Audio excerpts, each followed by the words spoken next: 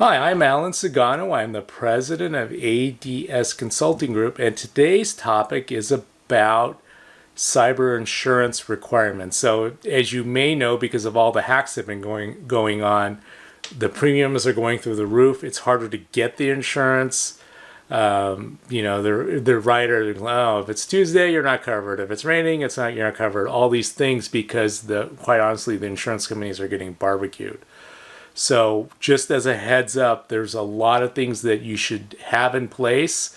Or now, some of the insurance companies are saying if you don't have this in place, we're not insuring you, period, because you're too high of a risk. So, going down the list that we found that what cyber insurance companies are now requiring is one is multi-factor authentication everywhere, not just outside of your network, everywhere, even sitting inside your network. Multi-factor authentication. The other one, make sure that you have tested and secured backups that are offline. Offsite is great too, but they need to be offline and air gapped. In other words, they can't be physically connected to your network, because if your company gets hit with ransomware and all the backups are still connected, they can be infected, and then you don't have a backup anymore, and now you're asking how much Bitcoin do I need to pay. Another one is patch management, so staying up to date with patches, not only for the operating system, but for applications, also using some type of enterprise grade patch management system, something like, ConnectWise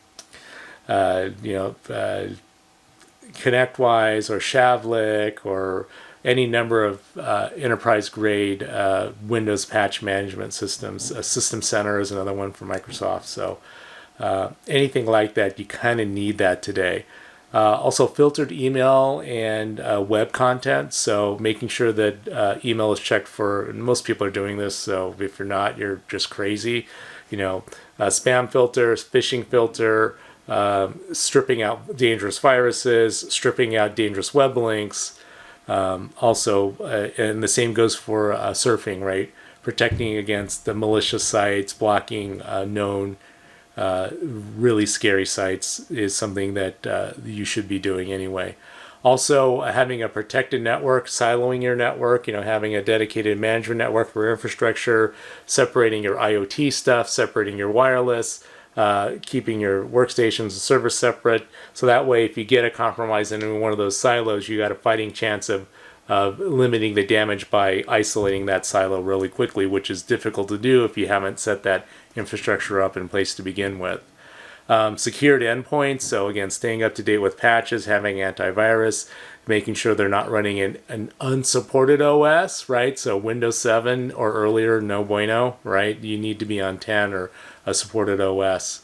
That's another one in terms of secured endpoints. Logged and monitored network, so using a SIEM, a security information event monitor, proper syslog archiving. Even in 2017, the average days to detect a hack was 207 days.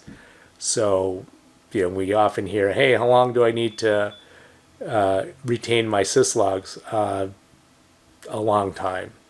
At least, maybe you don't have them online, but you want to have archives now, I would say 300 days or a year.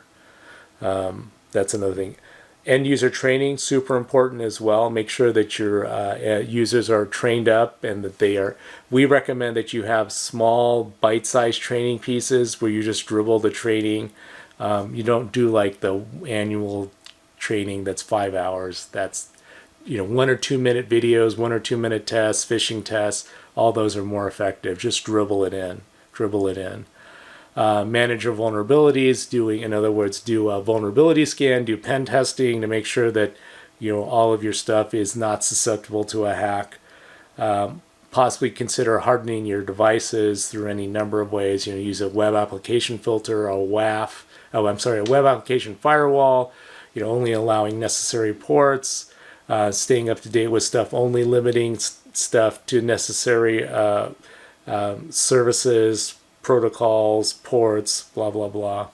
Also have an incident response plan. So if you do get a compromise, how to respond to that. We feel that should be part of your disaster recovery plan, because a security incident is basically like a mini disaster or a major disaster, depending on how bad it is. So you don't want to try to figure that out right in the middle of an attack.